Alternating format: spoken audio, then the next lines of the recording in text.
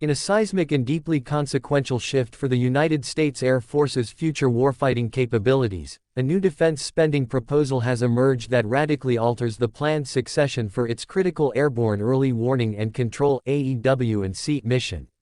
For years, the strategic roadmap seemed clear: the venerable but rapidly deteriorating E-3 Sentry fleet, based on the 1970s-era Boeing 707 airframe, would be replaced by the modern, proven, and in production E-7 Wedgetail. This 737-based platform, already a cornerstone of Allied air forces in Australia, South Korea, and the United Kingdom, was seen as the logical and low-risk bridge to a future where persistent surveillance would eventually be handled by distributed, space-based satellite constellations. Now, in a stunning reversal that has sent shockwaves through the defense establishment, that plan is slated for cancellation. If the new budget is approved, the E-7 program will be terminated, and the U.S. Navy's carrier-based E-2D Advanced Hawkeye will be procured to fill the Air Force's increasingly desperate AEW&C gap. This monumental change in direction has been justified by top defense officials as a necessary, albeit difficult, choice driven by evolving battlefield realities and programmatic frustrations. The core of the issue lies with the E-3 Sentry itself, a fleet that is dwindling in number and becoming a case study in the challenges of sustaining legacy aircraft. With mission-capable rates plummeting and maintenance costs soaring due to airframe fatigue and parts obsolescence, the Air Force has been limping along, in the words of observers, struggling to meet global command and control requirements.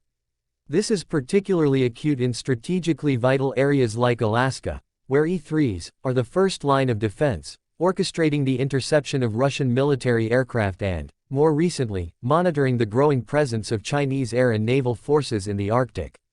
The urgency for a replacement is not a future problem, it is a present-day crisis. Against this backdrop, the E-7 Wedgetail was positioned as the definitive solution. The Air Force had publicly committed to acquiring a fleet of up to 26 aircraft, leveraging a mature design and an active production line. However, recent testimony and official reports have painted a more complicated picture. Defense leaders have characterized the E-7 acquisition as becoming late, more expensive and gold-plated. An annual assessment from the Government Accountability Office provided concrete evidence for these concerns, highlighting a 9-month delay in the first flight test, pushing it to May 2027, and a staggering 33% increase in total acquisition cost. These setbacks were attributed to complex and late-breaking security architecture changes, non-recurring engineering costs, and the overall difficulty of modifying the commercial 737 airframe to meet stringent U.S. military specifications, which were to include systems, such as a new radar, more advanced than those on Allied Wedgetails. Perhaps the most compelling argument leveled against the E-7, however, is a strategic one: its survivability. In a potential conflict with a peer adversary like China, a large, non-stealthy aircraft operating predictably at high altitude is considered a prime, high-value target for advanced long-range air-to-air missiles and integrated air defense systems.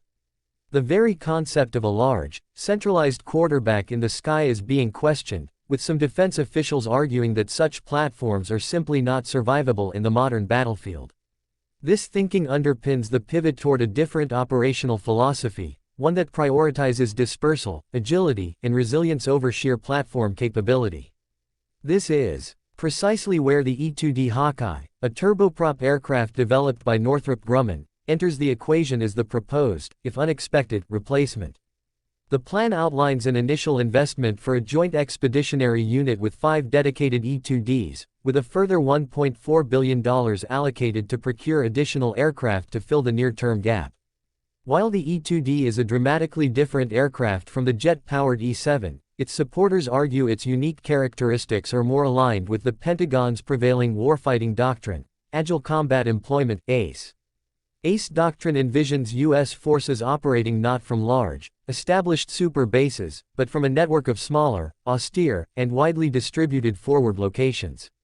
The goal is to complicate enemy targeting by being constantly in motion and unpredictable. A Boeing 737, the basis for the E-7, requires long, well-maintained runways and significant ground support, making it tethered to precisely the kind of large bases that would be targeted first in a conflict. The E-2D, in stark contrast, is designed for the brutal environment of aircraft carrier operations. Its robust landing gear, powerful turboprop engines, and arrested landing capability mean it can operate from short, damaged, or unimproved runways, and potentially even straight sections of highway. This would allow the Air Force to push its eyes in the sky far forward into contested environments, moving them rapidly between island airstrips in the Pacific or remote airfields in Europe, drastically increasing their survivability through dispersal. This operational flexibility is something a 707 or 737 platform simply cannot match and could prove decisive. Furthermore, adopting the E-2D creates a joint fleet with the Navy, which could streamline logistics, training, and sustainment, theoretically reducing long-term costs for both services and accelerating the type's entry into Air Force service on a proven, low-risk platform. However, this strategic pivot comes with a host of significant and undeniable capability trade-offs. The E-2D Hawkeye is a much smaller airframe, with a crew of just 5 compared to the E-7, which can accommodate more than double that number of mission specialists. This severely limits the sheer manpower available for complex battle management, where multiple operators are needed to direct friendly fighters, manage drone swarms, deconflict airspace, and process intelligence feeds simultaneously. While data links can offload some tasks to ground stations, this introduces potential vulnerabilities to jamming and latency. The E-2D's performance envelope also presents major challenges for a service accustomed to jet-centric operations. Its lower speed and operational ceiling mean longer transit times to patrol stations and an inability to keep pace with the fighter jets it is tasked with controlling. Its lower altitude also reduces the line of sight horizon for its powerful Lockheed Martin AN/APY-9 radar, which, while hugely capable, will have a shorter detection range against low-flying targets compared to a sensor at the E-7's higher altitude. Moreover, the Hawkeye's systems are deeply integrated into the Navy's unique ecosystem, including the Cooperative Engagement Capability (CEC) data link. The Air Force would face the costly and time-consuming challenge of either stripping these systems out and replacing them or adopting Navy-centric protocols, which could complicate integration with its existing assets. A further logistical hurdle is aerial refueling. While the E-2D is equipped for in-flight refueling, it uses the Navy's probe and drogue method. Most Air Force tankers, like the KC-135, are equipped with a flying boom and require a cumbersome adapter to service probe-equipped aircraft, a configuration that then prevents them from refueling boom receptacle aircraft like the F-15 or F-22. This would introduce significant new complexities into operational planning.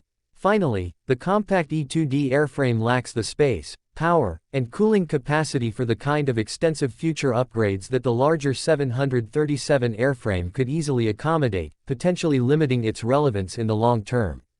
Ultimately, the proposed cancellation of the E-7 in favor of the E-2D represents a fundamental re-evaluation of risk and priority. It trades the superior range, endurance, and battle management capacity of the Wedgetail for the survivability and operational agility of the Hawkeye.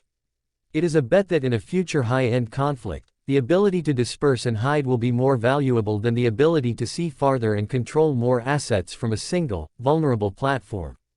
This move also implicitly acknowledges that any manned aircraft is merely a bridging solution until the Pentagon can fully field its envisioned constellation of persistent space-based sensors. While this dramatic policy shift must still navigate the immense political and industrial pressures of the congressional approval process, it signals that the Air Force is being forced to once again pivot its strategy to address its increasingly dire airborne surveillance and control needs in a rapidly changing threat environment.